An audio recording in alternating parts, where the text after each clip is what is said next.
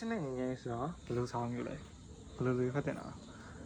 ကျွန်တော်ဒီဆောင်းအကြောင်းမပြောခင်ပထမဆုံးဘာသာပြန်ဆိုတဲ့အကြောင်းအရင်ရှင်းပြကြတယ်ကဘာသာပြန်ဆိုတာကတချို့လူတွေသိပြီးသားဆိုပေမဲ့အခုမှစောစားပါမဲ့ကျွန်တော်ညီမတွေမသိသေးရင်ဘာသာပြန်ဆောင်းဆိုတာကနိုင်ငံခြားဝတ္ထုတစ်ခုကိုမြန်မာလိုဘာသာပြန်ထားမျိုးပဲဒါပေမဲ့အဲ့လိုမြန်မာလိုဘာသာပြန်တဲ့နေရာမှာလည်းမြန်မာမှုပြုတာနဲ့ဘာသာပြန်တာနဲ့ဆိုတာကွဲတယ်ဗျကျွန်တော်ဥပမာပေးရရင်ကျွန်တော်တို့တခင်ဘာတောင်းရင်ခြေလေးချောင်းတော်လိုင်းဆိုတဲ့စာအုပ်အကြောင်းကြားဘူးကြမယ်လေဆိုတော့အဲ့စာအုပ်ဆိုရင်သူကဘာသာပြန်စာအုပ်မဟုတ်ဘဲနဲ့မြန်မာမှုပြုထားတဲ့စာအုပ်ပြအဲ့တော့မြန်မာမှုပြုရဆိုရင်အဲ့ဒီမှာပါတဲ့အသုံးအနှုန်းတွေစကားလုံးတွေကကျွန်တော်တို့မြန်မာမှာကြားလိကြားထားရှိတဲ့စကားလုံးတွေအကြောင်းပဲဥပမာဘယ်လိုမျိုးလဲဆိုတော့ကျွန်တော်တို့ရုရှားကသားလျှော့တွေတခုကိုကျွန်တော်တို့မြန်မာမှုပြလိုက်တယ်ဆိုရင်အဲ့ကလေးလေးရဲ့အချိန်တန်ဂိုင်းရှိရပြန်ဆိုတဲ့အကြောင်းကိုပဲကျွန်တော်ကြားလိမ့်မယ်ဒါပေမဲ့ရုရှားမှာတကယ်ဘလူသားချော့တီးဆိုကြလဲဆိုတော့ကျွန်တော်သိရအောင်အဲ့တော့ပထမဆုံးပြောချင်တာဘာသာပြန်နဲ့မြန်မာမှုပြူတာနဲ့ဆိုတော့မတူပါဘူးဆိုတော့ကိုကဘလူဆောင်မျိုးဖတ်ချင်တာလဲဆိုတော့အရင်ဆုံးစဉ်းစားပါစစ်နေငိမ့်အကြောင်းပြောမယ်ဆိုရင်ကျွန်တော်တို့ဘလူတွေဖတ်တဲ့လဲဆိုတော့ဘာသာပြန်စာအုပ်ဖတ်လိဖတ်ထားရှိတဲ့သူတွေအတွက်ပဲအဆင်ပြေမယ်လို့ကျွန်တော်တို့မြင်တယ်ဘလူလဲဆိုတော့ကျွန်တော်တို့ဘာသာပြန်တအုပ်ကိုစဖတ်တဲ့အချိန်တိုင်းကိုမရင်းနှီးရဲ့နာမည်တွေကိုပထမဆုံးမှတ်ရတာပြဿနာတစ်ခုကြုံနေတယ်။ဥပမာကျွန်တော်တို့ပုံမှန်ညီမဝတ္ထုတွေမှာဆိုရင်ကိုလူမျိုးနာမည်ပဲမှတ်ရ။ဥပမာကျွန်တော်နာမည်အောင်ခန့်တောင်ဆိုတာဘာမှထူးခြားနေမှာမဟုတ်ကျွန်တော်အရင်လည်းမှတ်စရာမလိုပါဘူး။ဒါပေမဲ့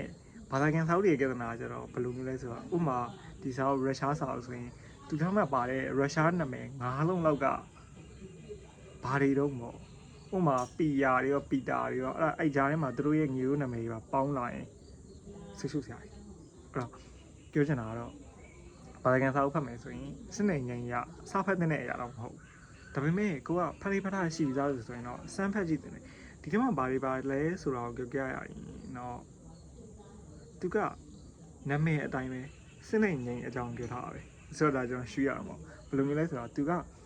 ကျင်းတဲ့ရုရှားနဲ့စစ်ပွဲအကြောင်းကိုပြောထားတယ်ပြီးတော့အဲ့ဒီစစ်ပွဲဖြစ်နေတဲ့အချိန်တွင်းမှာရုရှားနိုင်ငံရဲ့မြို့တော်မှာဘာတွေဖြစ်နေလဲဒီထဲမှာရေးထားတော့ကျွန်တော်စစ်အကြောင်းရေးတဲ့အခါကျရင်ကျင်းတဲ့ရရုရှားရဲ့ချကြတယ်ဆိုတော့ချတဲ့အချိန်မှာကျွန်တော်တို့စစ်အတွင်းမှာကြုံရမယ့်အနိဋ္ဌာယုံတွေလူတက်တဲ့ငင်ခွင်းတွေကျွန်တော်စိတ်ရှုပ်စရာငင်ခွင်းတွေအများကြီးပါလိမ့်မယ်အဲ့တစ်ဖက်မှာလည်းအဲ့ရုရှားနိုင်ငံမြို့တော်ပီယာစပတ်မှာဆိုရင်လည်းကျော်ဝဲရှင်ဝဲတွေပြီးတော့အဲ့ဒီမှာရှိတဲ့အထက်တန်းသားလူတန်းသားတွေကဘယ်လိုမျိုးဘောကကုံဆုံးနေလဲဆိုတာတွေပဲမြင်ရလိမ့်မယ်ဆိုတော့နှစ်ခုလုံးက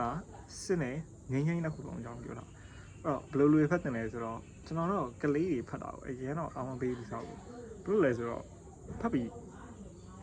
အတွေးခေါင်တော့ပါတယ်အတွေးခေါင်နေဆိုတော့ဘယ်လိုမျိုးလဲဆိုတော့ကိုယ့်အရွယ်မှာမလိုအပ်သေးတဲ့အတွေးတွေးသွားမှာကျွန်တော်တော့မလိုလားဘူးအဲ့လိုမျိုးတွေးသွားရင်ဘာကောင်းလဲဆိုတော့ကောင်းတာထဲမကောင်းတာပုံများမယ်ဥပမာဘယ်လိုမျိုးလဲဆိုရင်ဒါကျွန်တော်တို့အသက်10ကျော်အသက်ကလေးတွေဥပမာ14 15အဲ့ဒီအောက်ဒီပေါ့အဲ့ဒီအောက်ဒီကဒီစာအုပ်ကိုဖတ်တယ်ဆိုရင်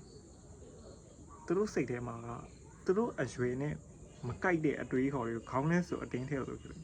ဆိုတော့အဲ့လိုမျိုးဖြစ်တဲ့အခါကျရင်ဘာကိစ္စနာတက်မလဲဆိုတော့ကိုပုံရင်းချင်ကကိုနဲ့ရွယ်သူတွေနဲ့အစင်မကြီးအောင်မျိုးတွေသူနဲ့အတွေးခေါ်မတူလို့ပေါင်းရတင်ရခက်တာမျိုးဖြစ်တယ်ဆိုတော့ဒါတစ်ပိုင်း